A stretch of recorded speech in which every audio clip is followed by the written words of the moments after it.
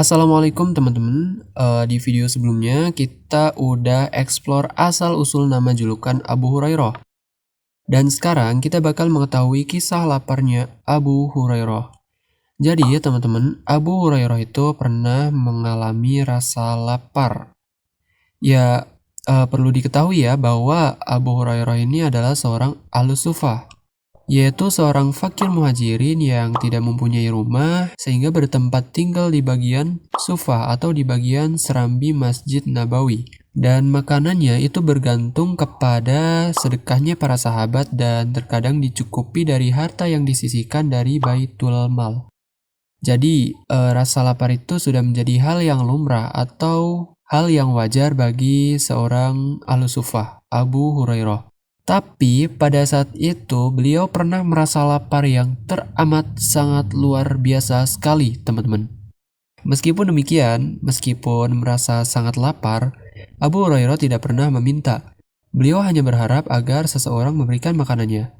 Oleh karena itu, sebagai gantinya, agar tetap bisa dapat makanan tapi bukan lewat jalur minta, Abu Hurairah mencari cara, menyusun suatu rencana. Abu Hurairah duduk di dekat jalan yang sering dilalui oleh para sahabatnya.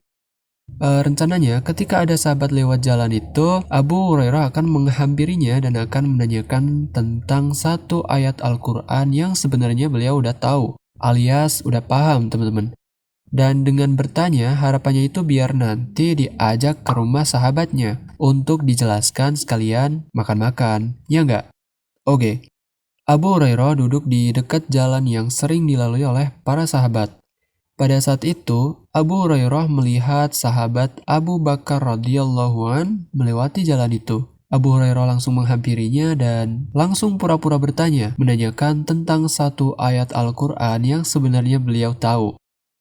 Ternyata, setelah pertanyaan itu diberikan, pertanyaan itu langsung dijawab oleh sahabat Abu Bakar. Langsung dijelaskan dan beliau, sahabat Abu Bakar, langsung pergi melanjutkan perjalanannya, meninggalkan Abu Hurairah. Ya sudahlah, karena gak diajak makan-makan berarti rencana Abu Hurairah kali ini gagal, teman-teman. Nah, di waktu berikutnya, sahabat Umar bin Khattab melewati jalan itu. Abu Hurairah melihatnya dan langsung menghampirinya melakukan hal yang sama dengan sebelumnya. Abu Hurairah pura-pura bertanya dan dengan harapan yang sama, yaitu ajakan makan-makan. Tapi lagi-lagi pertanyaan itu langsung dijawab oleh sahabat Umar dan beliau langsung pergi tanpa mengetahui maksud terdalam dari Abu Hurairah yang bertanya kepadanya, teman-teman.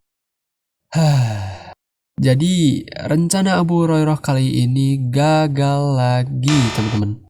Kemudian lewatlah Rasulullah melalui jalan itu. Rasul melihat wajah Abu Hurairah dan seketika itu Rasul langsung paham dengan kondisi Abu Hurairah yang sedang menahan rasa lapar. Rasulullah kemudian memanggil Abu Hurairah dan mengajaknya pergi bareng ke rumahnya. Ya Abahir, labbaik ya Rasulullah, ikutlah bersamaku. Dan akhirnya mereka pun pergi, teman-teman. Katakanlah Rasulullah dan Abu Hurairah ini telah sampai di rumah Rasulullah.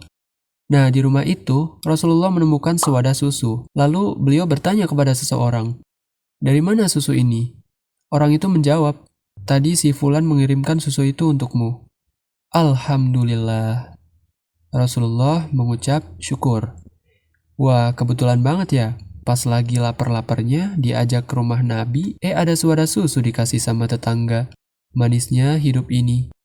Nah, dipanggillah Abu Hurairah. Ya Abahir, labbaik ya Rasulullah. Apa yang dikatakan Rasul setelahnya?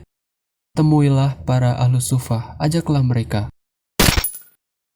Di saat keadaannya yang teramat lapar, disangkanya bakal dikasih minum duluan. Tapi ternyata disuruh manggil semua ahlus sufah buat datang terus buat minum susu itu bareng-bareng. Abu Hurairah tahu betul. Habis itu dia pasti jadi tukang yang bagi-bagiin karena emang udah jadi kebiasaan. Dan dia selalu dapat jatah terakhir yang kadang-kadang set ending. Sabar. Terasa berat itu wajar ya, manusiawi.